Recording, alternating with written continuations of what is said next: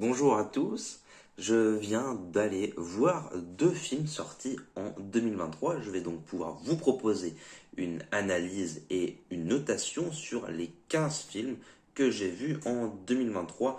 Alors, comme la vidéo va être longue, commençons sans plus tarder. Alors, premièrement, le premier film, c'est Astérix et Obélix, sorti le 1er février 2023. Alors, on commence fort, puisque c'est le pire film que j'ai vu de 2023, car non seulement il y a une histoire qui ne tient pas la route, toutes les promesses qui étaient évoquées ne sont pas tenues, c'est le cas de l'humour, de la réflexion, du romantisme, rien ne tient. Ce qui est fait au début est déconstruit à la fin. Par exemple, c'est le cas de Astérix qui cherche à arrêter de manger de la viande alors qu'à la fin, il continue, il n'y a pas de continuité. On s'en ressemble plus à chercher à mettre du casting et plein de guests très connus pour pouvoir combler le manque scénaristique de ce film. C'est vraiment un désastre industriel et sans être méchant, il est absolument mérité. Il n'y a pas un seul humour, je n'ai pas rigolé une seule fois. Alors je n'en retiendrai rien du tout et je ne le regarderai pas, ça c'est sûr. La critique de Allociné met la note de 6,8 sur 20. Moi je me mettrais 1 sur 20, c'est une catastrophe. Le deuxième film que j'ai vu, c'est Alibi.com, sorti le 8 février. Alors, c'est un bon film de comédie, puisque la note du public est de 15,2 sur 20, mais j'étais beaucoup plus difficile dans la mesure où c'est un humour que l'on connaît déjà. En effet, cette bande à Fifi, comme ils aiment à s'appeler, c'est toujours recyclé. C'est recycler le même humour, le même type d'humour. Et c'est vrai que le film en lui-même n'est pas dérangeant, mais ayant déjà vu les nombreux films qu'ils ont sortis auparavant, c'est sûr que ça me pose problème et il ne se renouvelle pas. C'est fondé sur le quiproquo et sur un retournement, ou plutôt sur un scénario qui ne se déroule pas comme prévu. Donc pour moi, il n'était pas forcément bon et il est moyen. C'est pour ça que j'ai mis la note de 10 sur 20. Alors maintenant, ça va être mon coup de cœur de l'année. C'est les films Les Trois Mousquetaires, sortis le 5 avril, et la partie 2 le 13 décembre, donc D'Artagnan et Milady. Alors, apparemment, c'est pas fidèle d'un point de vue littéraire. En revanche, c'est une grande réussite d'un point de vue scénaristique. Néanmoins, même si l'histoire, d'un point de vue historique, c'est faux, néanmoins, c'est vraiment bien filmé. On arrive à nous tenir en haleine. C'est une histoire qui tient la route, qui est de qualité. Il y a une bonne maîtrise entre les plans séquences, les plans caméra épaule, mais également la musique. Le seul point faible, c'est lors des batailles, cette caméra épaule qui est assez dérangeante à mon avis. L'humour en revanche est très réussi, enfin plutôt dans le 1 plutôt que dans le 2, ce qui ne m'empêchera pas évidemment de préférer le 2 au 1, alors que public c'est plutôt l'inverse, ayant noté 16 et 14,8. Moi dans l'ensemble je mets sur les deux 16 sur 20, car c'est vraiment un coup de cœur qui est mérité et vraiment je vous le conseille. Maintenant nous allons parler de Peter Pan et Wendy. Il faut préciser, c'est sorti sur la plateforme Disney Plus le 28 avril. Pour moi, c'est une catastrophe. Premièrement, parce qu'il y a un manque de merveille, il manque un manque de magie, et cela est en raison du manque de couleurs. C'est-à-dire que le vert de Peter Pan, le vert fluo qu'avait Peter Pan dans le dessin animé, et ici un vert verdâtre, assez moche, comme le Capitaine Crochet rouge, ici il est délavé, on dirait que c'est Peter Pan à la lessive, c'est vraiment une catastrophe. Et dans cette logique de Disney de faire des films woke, ici dans ce cadre-là, ça pose vraiment problème. Franchement, il est vraiment médiocre, décevant, et il faut préférer redécouvrir le classique plutôt que de voir ça, car il n'y a aucun apport, chercher à plutôt déconstruire le mythe plutôt que ça, donc ça m'a plus posé problème. C'est pour cela que le public n'a pas forcément aimé en mettant la note de 6 sur 20. J'étais un peu plus difficile en mettant la note de 2 sur 20. Maintenant passons à Élémentaire. Élémentaire est un film Pixar qui, à l'inverse, est une grande réussite, donc Pixar appartenant à Disney, car c'est un mélange entre le vice-versa et Zootopie, et c'est vrai que j'ai beaucoup apprécié l'humour est assez réussi, notamment sur la forme des personnages, donc c'est-à-dire Flamme et Flaque. La thématique est ultra réutilisée, elle est presque lessivée, tirée jusqu'à la corde, celle de l'amour impossible, mais une nouvelle fois, c'est une grande réussite, et ce qui est quand même bien, c'est que il convient pour petits enfants ou adultes, on ne comprend pas forcément la même chose en fonction de l'âge, et c'est pas seulement enfantin, c'est vraiment familial, donc moi j'ai beaucoup aimé et je vous le conseille. Le public a noté à 15,6, moi je mettrais 16, voilà, à peu près en accord avec les personnes qui ont vu ce film. Il est vraiment bon et dans la trempe de ce que les derniers Pixar ont fait et il le mérite. Maintenant, nous allons voir Indiana Jones 5, sorti le 28 juin, la semaine suivante, présent ici. Alors, il s'est fait descendre par la critique, à tort à mon sens. Il a le mérite, le grand mérite de conclure la saga. Alors, en revanche, nous pouvons considérer que il est assez académique. Il cherche à respecter une forme de cahier des charges. Il y a des nazis, des crânes, des serpents. Mais c'est assez réussi ce cahier des charges.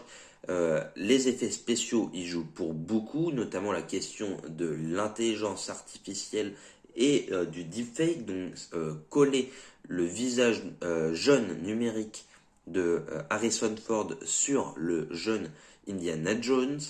Et c'est la partie la plus dynamique dans le train, même si ce n'est pas la partie la plus originale, mais c'est vraiment, vraiment pas mal. Et on peut voir qu'il y a une volonté de recoller tous les morceaux de tous les épisodes de la saga. Par exemple avec Marion, avec Salah, et c'est assez émouvant, assez touchant. Et là-dessus, c'est une fois de plus réussi. L'intrigue, maintenant, l'intrigue, eh bien, elle est assez originale, j'ai envie de dire. La question du voyage dans le temps qui ne s'était pas forcément vu avec Indiana Jones, et je trouve que ça reste toujours dans la même trempe de ce qui était fait, dans le côté un peu mystique, et pourquoi pas, moi j'ai plutôt apprécié, et c'est même complété par des rebondissements, c'est-à-dire notamment dans la scène de l'avion, où Indiana Jones, on s'attend à ce qu'il aille dans l'époque 1940, il se retrouve lors de la bataille de Syracuse. Grâce à ce cadran de la destinée, heureusement qu'ils n'ont pas fait une James Bond à la fin, j'ai envie de dire, où ils ne l'ont pas tué.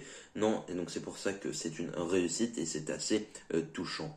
Les personnages qui est incarné notamment par Phoebe Waller-Bridge incarnant Helena Shaw ou Wombat, donnent un côté drôle et un peu jeune à Indiana Jones, à ce nouveau film. Mais heureusement, entre guillemets, que ce film a bidé dans la mesure où faire une série dessus aurait été un petit peu plus ennuyant. Et moi, je trouve que parmi les 5 films qui ont été faits sur Indiana Jones, c'est l'un des meilleurs. Le public a noté à environ 14. Moi, je mettrais environ 17. C'est vraiment une réussite. Alors, parlons maintenant de Mission Impossible, sorti le 12 juillet. Alors, moi, je pense qu'il y avait un manque d'originalité avec la question de l'intelligence artificielle. C'était extrêmement mal fait. Le grand méchant Gabriel n'a aucun charisme. C'est vraiment vu et revu l'histoire du train. Ça reprend, comme je l'ai dit, presque Indiana Jones. C'est toujours la même chose, donc une course-poursuite sur le haut d'un train. En revanche, là, il faut préciser la musique de Zimmer, qui est une fois de plus magnifiée. Néanmoins, elle est assez mal utilisée. J'aimerais prendre l'exemple de la mort de Ilsa Faust, qui n'a aucun impact. Puis il faut parler d'un point de vue cinématographique. C'est assez mal filmé dans son ensemble, je trouve, notamment le combat de rue à Venise avec Ethan Hunt, par exemple. Ça m'a posé problème. Cette caméra épaule qui ne faisait que bouger, c'était vraiment moyen. Les relations avec Grace étaient également assez agaçantes, malheureusement. Et on voit tout de même à la fin que c'est un film en 2 parties. Peut-être qu'il se réserve pour la deuxième partie pour donner des meilleures choses. J'ai quand même hâte. Je jugerai dans son ensemble quand il sortira. Mais il est assez décevant dans ce qu'il donne aujourd'hui. Le public a noté à environ 16,4. Je suis un peu plus sévère. Je mettrai la note de 14. Puis après, il y a le film Oppenheimer. Alors ce film, je vais être extrêmement bref. C'est le meilleur film que j'ai vu, je le dis tout de suite, j'ai mis 20 et le public lui a mis 17,2. Oui, j'ai beaucoup aimé, mais j'en ai fait une vidéo YouTube et je vous invite à la regarder parce que ce film m'a tellement passionné que je pourrais en durer plusieurs minutes, quelques heures même. Alors, pour être assez rapide, j'ai envie de dire que c'est une vraie œuvre cinématographique, vraiment, c'est une vraie réussite. Il y a la qualité de l'image, la qualité de l'histoire, c'est très intense, mais également il fait 3 heures, mais c'est une vraie réussite. Alors ça pousse également à une réflexion, c'est quand même ça le cinéma, on n'en sort pas indemne, notamment à l'aube de l'intelligence artificielle, et il n'y a aucun point négatif que je soulèverai, et la musique est sublimée par Ludwig Göransson. Le même jour, le 19 juillet, est sorti le film Barbie.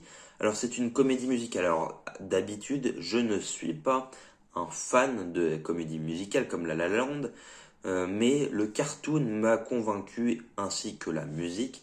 Alors l'humour qui est utilisé sur les Barbie, mais également l'autodérision qu'a le producteur Mattel est assez jouissif et ça m'a fait bien rire.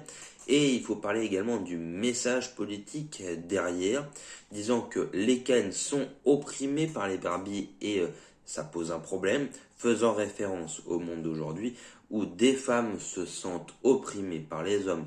Et donc ce qui fait que il faut que les hommes et les femmes soient égaux, comme Barbie et Ken, qui tendent vers une égalité pour que tout le monde ne soit heureux. Et donc je trouve le message politique derrière bien dans la mesure où il n'y a pas une volonté que le féminisme s'impose sur les hommes. Voilà, et c'est une vision égalitariste qui est assez plaisante et le film euh, est plutôt pas mal. Il a reçu la note de 11,6 sur Allociné. Alors d'après ce que j'ai compris, il y aurait eu des bugs et des trolls dessus, mais moi je mettrais la note de 15. Alors maintenant parlons du film The Creator qui est passé un petit peu plus à l'inaperçu, sorti le 27 septembre. Alors c'est un film moyen qui se regarde, en effet il est regardable mais il va pas transcender le genre. J'espère même qu'il ne va pas l'éteindre, ce genre de la science-fiction.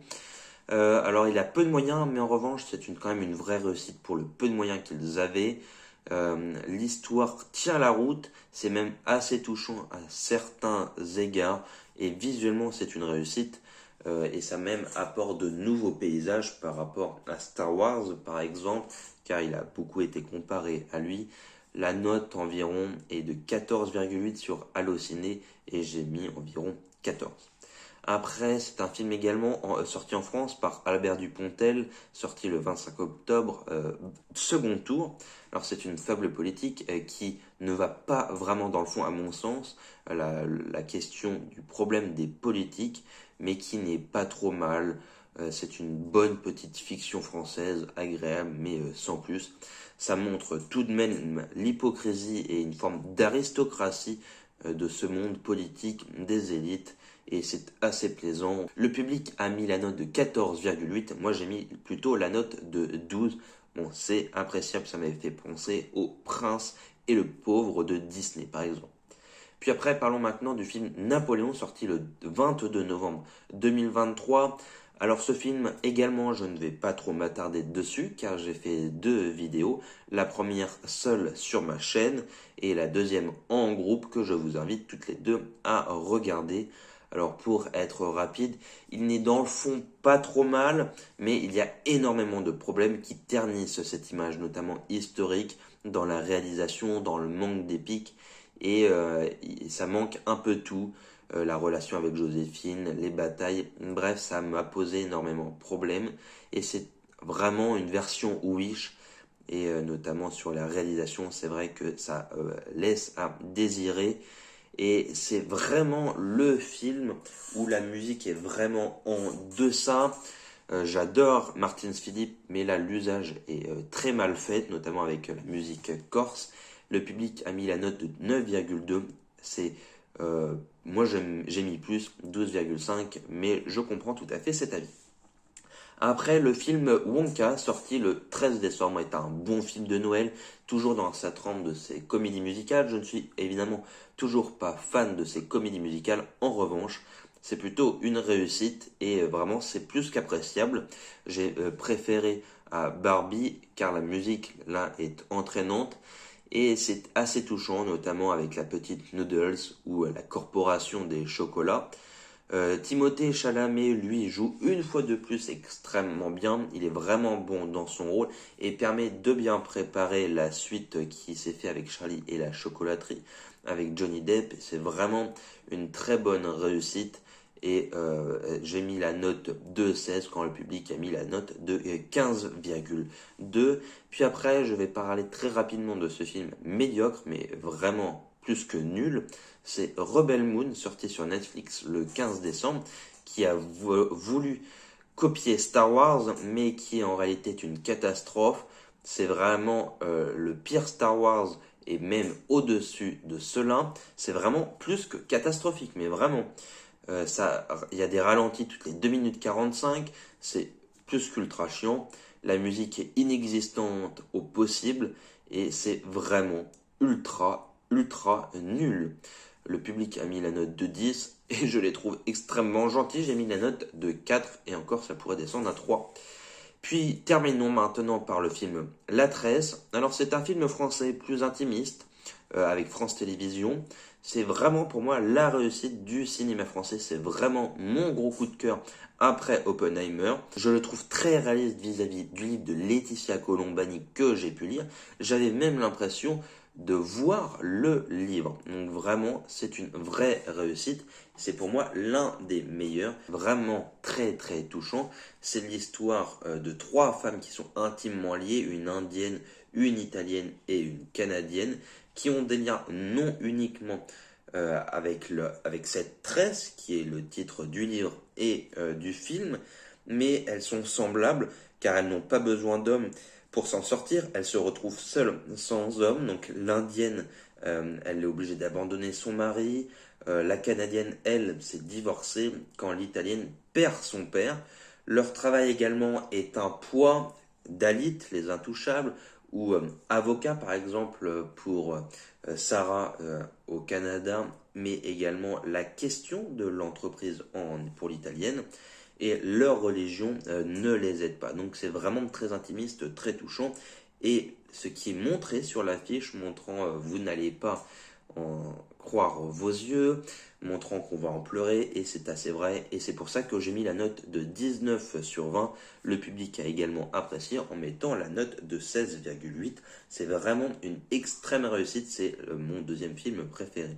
Alors parlons rapidement de 2024.